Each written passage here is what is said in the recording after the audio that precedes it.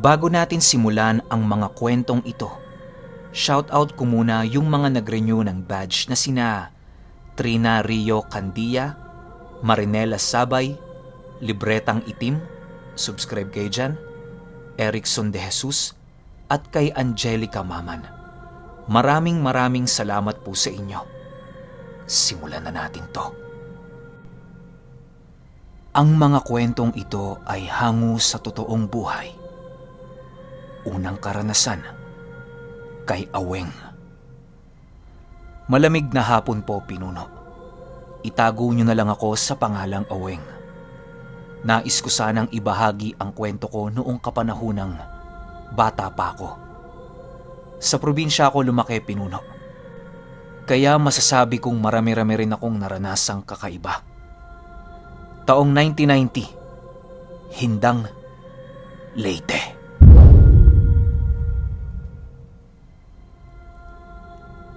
Kung di nyo na itatanong, pinuno, ang kinalakihan kong pamilya ay pangingisda ang hanap buhay. Masalimuot rin ang naging pamumuhay namin noon, kaya napagpasyahan kong mangibang bansa.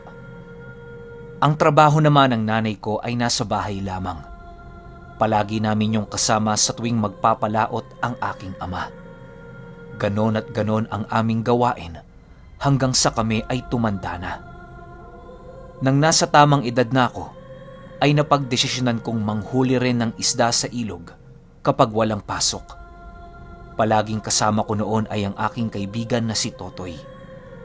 Halos kapatid na ang turingan namin noon dahil palagi kaming magkasama. Kulang na nga lang, pinuno, doon na sa amin tumira si Totoy dahil palagi naman yung naroon sa bahay sa tuwing wala kaming lakad at lalong-lalo na kapag walang pasok. Isang araw, napagpasyahan naming magkaibigan na pumunta ng ilog.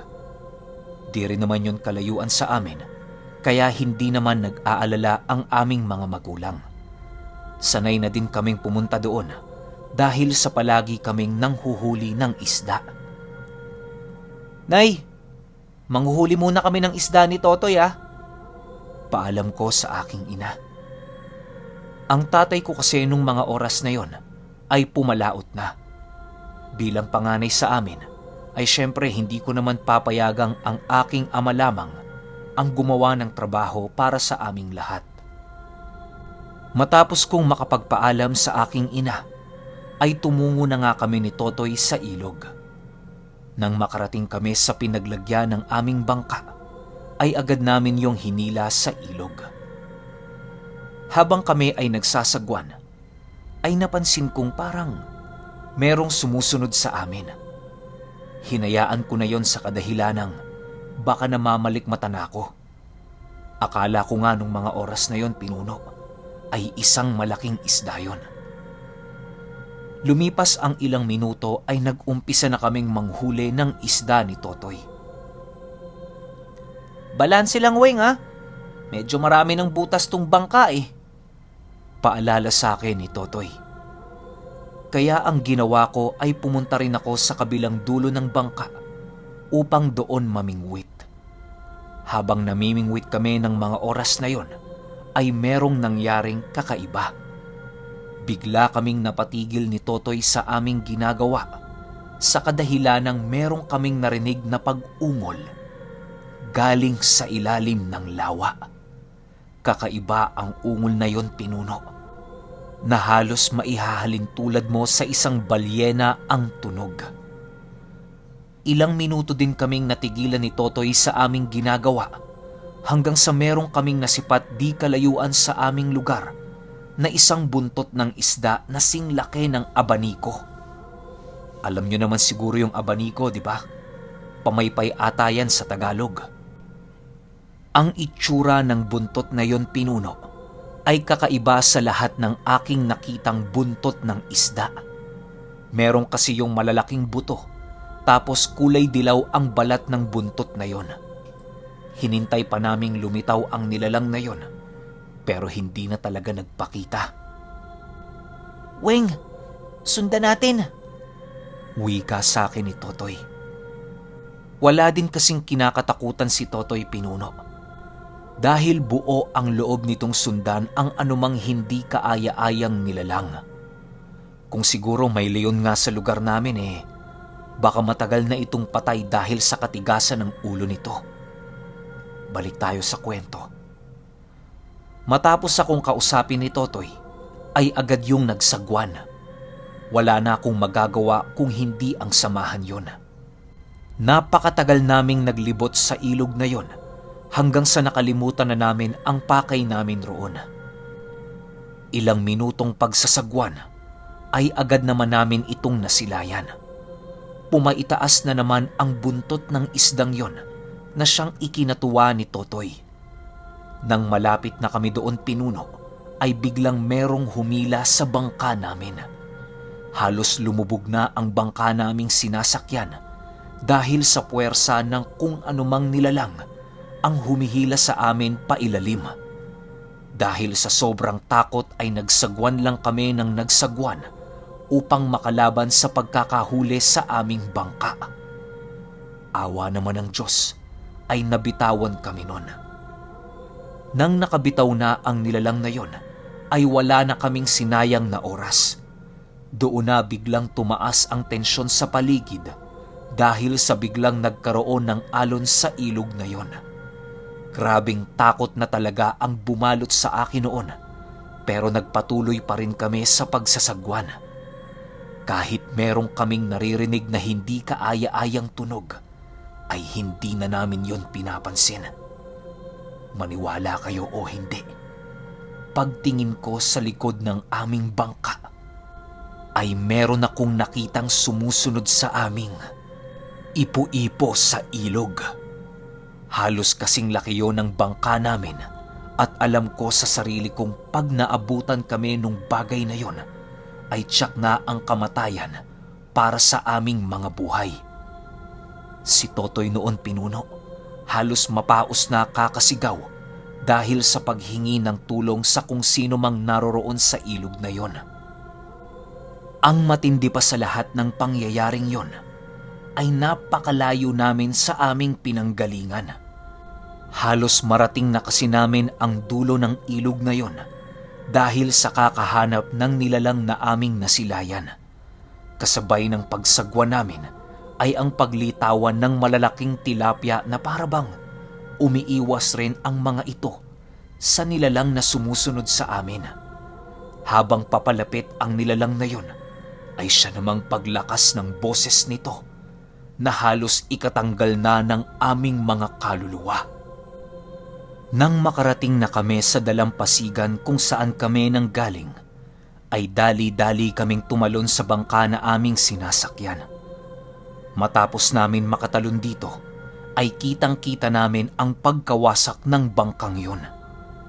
Ilang minuto pa ang lumipas, ay meron kaming nasipat na isang nilalang na umahon sa ilog na yon. Napakaraming kaliskis nito sa muka.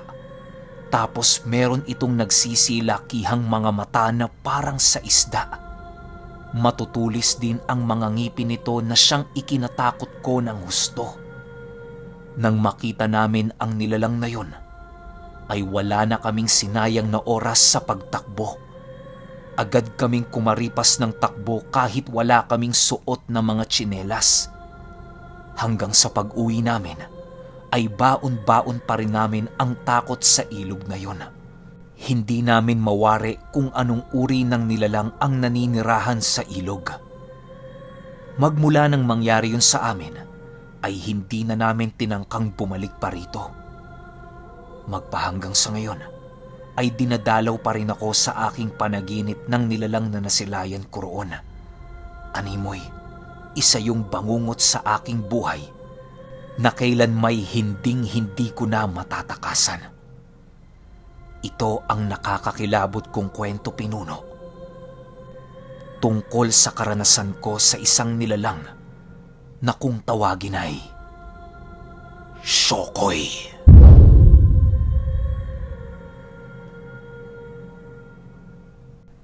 Ikalawang karanasan kay Cook. Maulang hapon sa iyo, pinuno. Itago niyo na lang ako sa pangalang Cook. Nais ko sanang ibahagi ang kakaibang karanasan ko sa channel mo tungkol sa isang nilalang na aking nakasalamuha noong mga panahong bata pa ako. Isa mo kong masugid na tagapakinig, Pinuno. Kaya nagpapasalamat ako sa iyo sa pagkakataong maibahagi namin ang aming sariling karanasan sa channel mo. Halos lahat ng nakatira sa bahay, Pinuno, nakikinig sa bawat kwentong ibinabahagi mo sa amin. Simulan na natin to. Taong 1991, Kalbiga, Samar.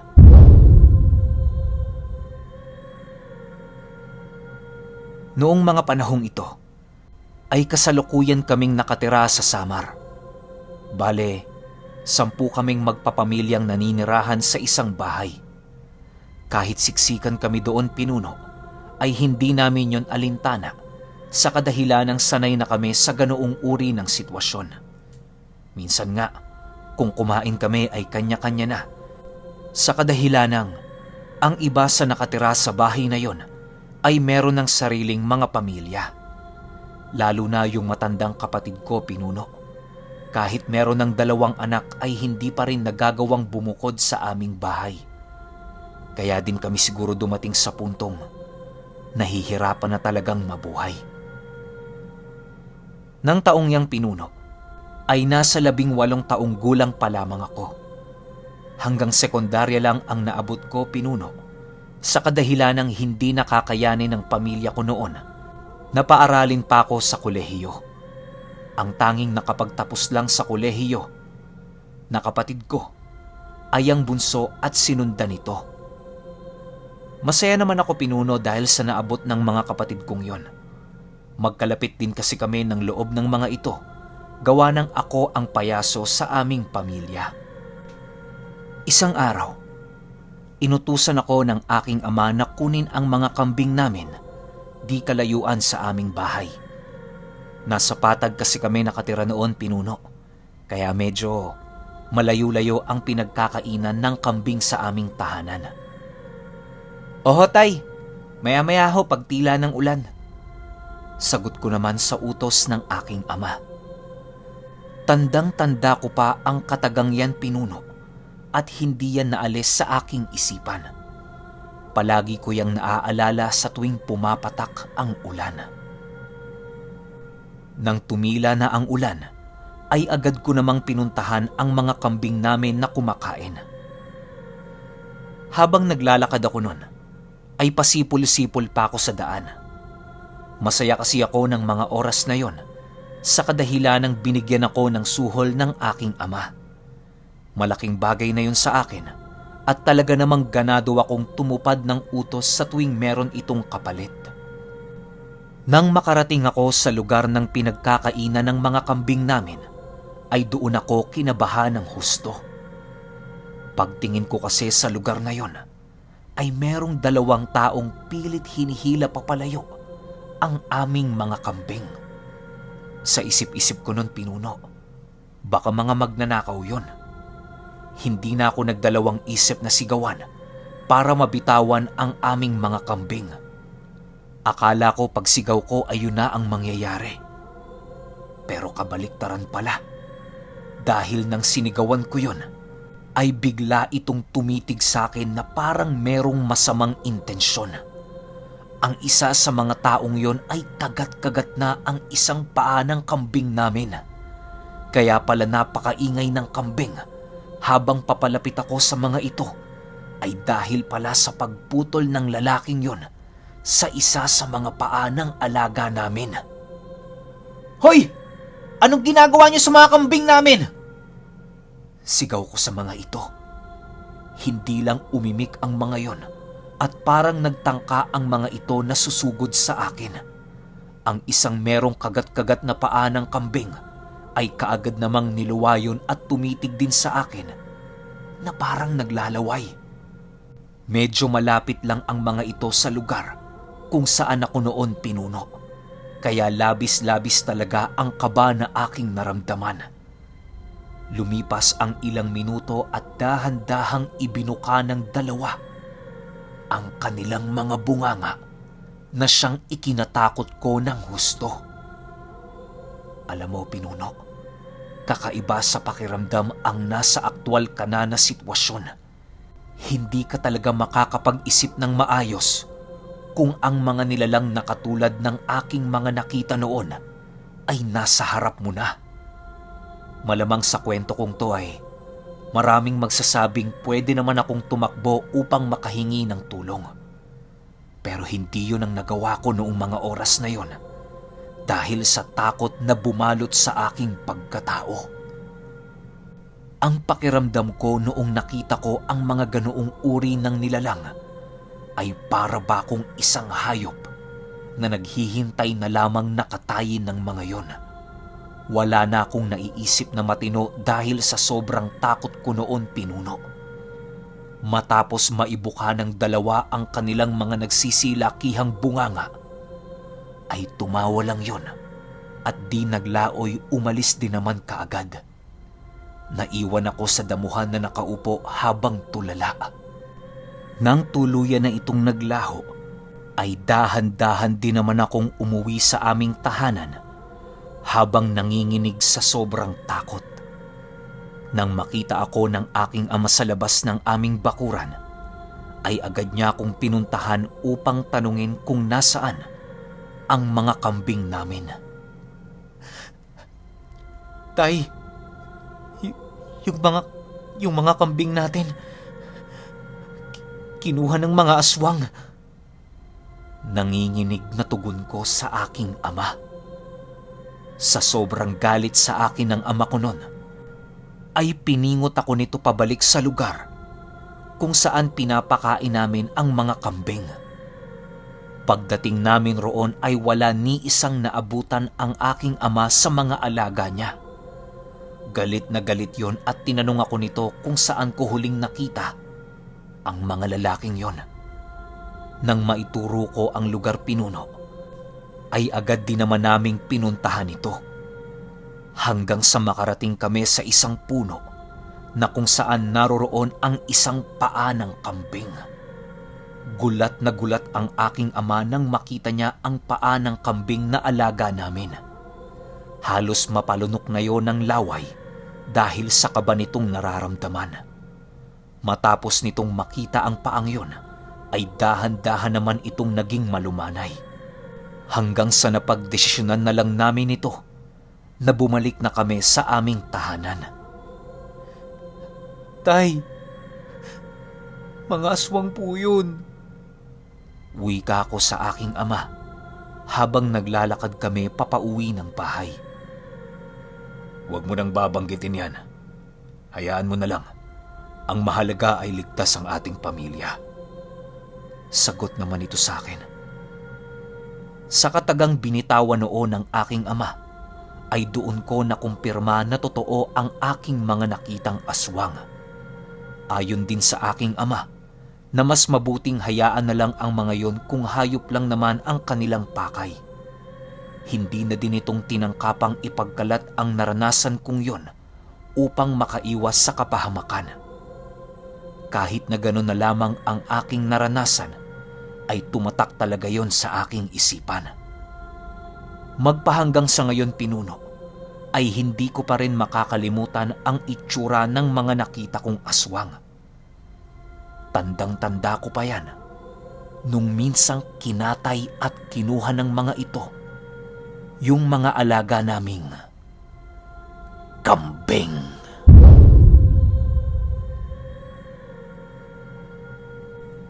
Pangatlong karanasan kay Vicente. Magandang hapon, Pinuno. Itago niyo na lang ako sa pangalang Vicente. Nais ko sanang magbahagi ng kwento sa channel mo tungkol sa nilalang na aking napaslang noong nasa edad 30 pa lamang ako. Sa pagkakatanda ko, Pinuno, taong 1990 naganap ang pangyayaring ito. Sa lugar to ng Capiz. Itong mga panahong ito, Pinuno, ay meron na akong naitayong pamilya. Tama lang naman kaming makakain ng 3 beses sa isang araw at kontento na kami sa ganoong pamumuhay. Napanganak na din pala ang panganay namin noon, Pinuno. Kung di nyo na itatanong, Nakatira kami sa isang liblib na lugar sa Capiz. Sa palibot ng lugar na yon ay purong nyoga na. Nakakatakot talagang maglakad doon, Pinuno, kapag 10 oras na ng gabi. Gawa ng merong nagpaparamdam na nilalang sa lugar na yon. Ilang beses ko na ding nasaksihan ang nilalang na yon, Pinuno. Palipad-lipad sa nyugan. Di ko lang yon pinapansin, gawa ng di naman ako o kami ginagambala nito. Palagi kasi akong may dalang barya noon o di naman kaya'y kalamansi sa tuwing maglalakad ako sa labas ng gabi. Takot kasi ang mga aswang sa barya at sa mga prutas na bilog, Pinuno. Isang araw, inabutan ako ng gabi sa daan papuntang bahay. Medyo marami kasi ang trabaho namin noon, kaya nahuli ang pag-uwi ko. Di naman yun problema sa akin, gawa ng hindi ako natatakot sa mga ganoong uri ng nilalang. Mas takot pa nga ako sa asawa ko, Pinuno, kesa sa mga ganyang uri ng nilalang. Habang naglalakad ako ay meron akong napansin na isang lumilipad sa itaas ng nyogan. Parang sinusundan ako nito. Kaya ang ginawa ko noon ay tumigil ako sa gitna ng mga nyogan na aking nilalakaran. "Sino yan? Ha?" Sigaw ko sa paligid. Ramdam ko kasi noon, Pinuno, na meron talagang nilalang na naroroon maliban sa akin. Ilang minuto lang ang lumipas ay meron akong napansing isang malaking paniki na lumilipad papalayo sa akin. Alam kong yun na ang sumusunod sa akin noon, kaya ang ginawa ko ay nagpatuloy na ako sa aking paglalakad. Nang makarating na ako sa bahay, ay doon ko kinuwento sa aking asawa ang nangyari sa akin noong papauwi na ako. "Kaya Vicente, ang sabi ko sa'yo, huwag ka nang magpapagabi dyan sa daan eh. Dahil maraming mga nilalang ngayong panahon ng pagala-gala. Lalo na kapag 10 oras na ng gabi." Paalala sa akin ng aking asawa. Akala ko, Pinuno, na hanggang pagpaparamdam lang ang pwedeng gawin ng nilalang na yon sa akin. Pero nagkamali pala ako. Dahil lumipas lamang ang ilang buwan at doon na nga ipinagbuntis ng aking asawa ang aking pangalawang anak. Ang ginawa ko nun, Pinuno, ay humingi na ako ng opinyon sa mga manggagamot na naroroon sa amin upang maging ligtas ang paglaki ng sanggol na nasa sinapupunan ng aking asawa. Napayuhan naman ako ng mga yon tungkol sa mga pangontrang maaari kong ilagay sa bahay upang iwasan kami ng mga aswang. Naging panatag ako noon, Pinuno, dahil triple ang mga pangontrang inilagay ko sa bawat dingding ng aming bahay. Halos maubos ko na ang mga panindang bungkos ng bawang doon sa aming bayan. Wala na akong pakialam nun, Pinuno, kung anong nais itawag sa akin ng mga taong nakapalibot sa amin. Ang sa akin lang ay gusto kong mailigtas ang aking asawa't anak. Isang gabi, habang kumakain kami ay doon na nagkaroon ng isang pangyayaring hindi ko malilimutan buong buhay ko. Alam nyo, Pinuno, habang kumakain pa lang kami nun, ay palakas na ng palakas ang mabahong hangin na naaamoy namin sa paligid. Alam kong sa alagang insekto yun ang aswang dahil minsan na ding nabanggit ng manggagamot ang tungkol sa pesteng yun. Nang hindi talaga kami tinantana ng amoy na yun, ay inumpisahan ko ng magpausok ng nyog sa labas ng aming bahay. Buong tapang akong lumabas upang makapagsunog nito. Awa naman ng Diyos, Pinuno, ay walang aswang na nasa labas ng aming tahanan nung mga oras na yon. Matapos ko ring makapagpausok ay biglang naalis ang amoy na aming nalalanghap kanina habang kami ay kumakain. Pagsapit ng tulugan, Pinuno, ay doon na ako nakarinig ng mga alulong ng aso di kalayuan sa aming bahay. Bigla akong naalerto dahil isang indikasyon yun na merong nilalang ang dumaraan sa mga asong yun. Tumagilid ka muna. Merong aswang. Wika ko sa aking asawa.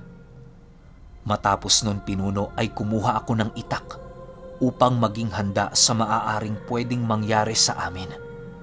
Ibinaon ko yon sa aming kalan na merong abo at nilagyan ko yon ng langis upang tiyak ang kamatayan ng aswang kung sakali mang mga hasyo na kunin ang aming anak. Ilang minuto pa lang ang lumipas at meron na akong naririnig na pagbubungkal ng lupa sa labas ng aming bahay. Meron na ding mga mahihinang tinig na nanggagaling sa nilalang na yun. Dahil sa inis ko nun Pinuno, ay hindi ko na nagawang kontrolin ang aking sarili. Galit na galit ako sa aswang na yun, kaya ang ginawa ko noon ay nilagyan ko ng nakabaliktad na walis tingting ang pintuan ng aming bahay. Matapos kong mailagay yan, ay agad akong lumabas upang hanapin ang aswang na yun na ginawa ko ng buong tapang. Maniwala kayo Pinuno, paglabas ko ng aming bahay ay doon ko nasipat ang isang nilalang na parang kuba dahil sa paglalakad nito. Meron itong matataas na mga kuko sa paa at kamay at meron din yung mahabang dila at malaking mata.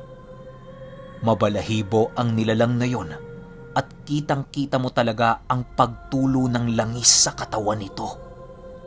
Sinundan ko yon hanggang sa nakarating yon sa ilalim ng papag ng bahay namin. Hindi naman ako nagdalawang isip na sugurin yon dahil alam ko sa sarili kong nakataya doon ang buhay ng aking mag-iina. Pagtingin ko sa nilalang na yon Pinuno, ay kitang-kita kong nag-anyong kawayan ito. Halatang hindi pinag-isipan ng aswang na yon ang kanyang pagpapalit anyo dahil walang kawayang naroroon sa ilalim ng papag namin. Purong kahoy ang mga pundasyon ng bahay namin, kaya madali siyang makita at mapansin. Nang nakita ko na ang nilalang na yon, ay agad ko itong hinataw ng dala kong bolo. Nagawa ko namang masugatan yon Pinuno, pero hindi sapat upang mapaslang ko ito. Matapos yan ay tumakbo ang nilalang na yon papalayo sa aming bahay. Ang bolo namang hawak ko na merong dugo ng nilalang ay sinaksak ko ng 7 ulit sa lupa upang hindi na muling gumaling ang sugat ng aswang na yon. Ilang linggo lamang ang lumipas Pinuno at nabalitaan ko na lang na merong isang matandang babae ang namatay di kalayuan sa bayan namin. Alam ko sa sarili ko na yun ang aswang na nasugatan ko. Magmula ng araw na yon Pinuno, ay doon na ako tuluyang naniwala tungkol sa mga nilalang na kung tawagin ay aswang.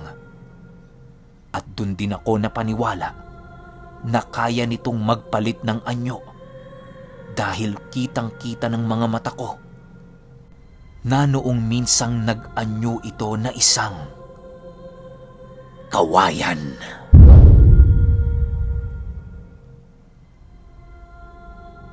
Okay, mga opinion natin sa kwento.